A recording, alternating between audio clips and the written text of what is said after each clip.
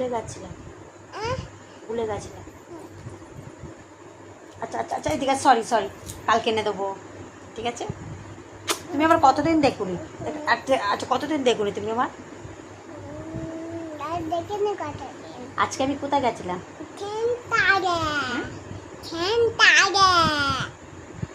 তো আজকে বৃহস্পতি, সরি আজকে বুধবার, আজকে আমার সেন্টার ছিল। সেন্টার থেকে আমি বাড়িতে এসেছি 3টের সময়।